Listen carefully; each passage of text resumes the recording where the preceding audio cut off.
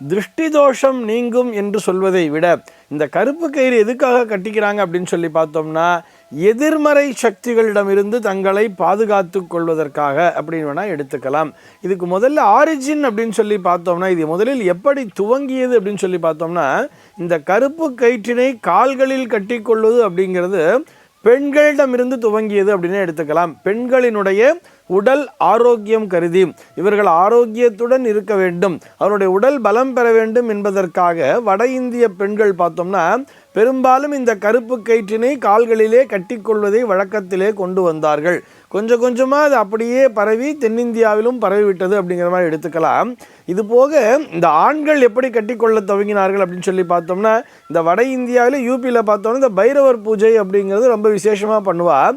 அந்த பைரவர் இடத்திலே ரட்சை கயிறுகளை வைத்து அங்கே பூஜித்து அதனை கட்டிக்கொள்ள துவங்கினார்கள். இப்படி வந்ததுதான் இந்த கருப்பு கயிறு கட்டிக்கொள்கின்ற அந்த கலாச்சாரம் என்பது. இதற்கு சாஸ்திர ரீதியாக ஏதாவது ஆதாரம் இருக்கிறதா அப்படின்னு சொல்லி பார்த்தோம்னா, நம்முடைய தர்ம சாஸ்திரத்திலே இது போன்று கருப்பு கயிறுகளை கட்டிக்கொள்வதற்கு எந்த விதமான ஆதாரமும் இல்லை என்பதுதான் நிஜம்.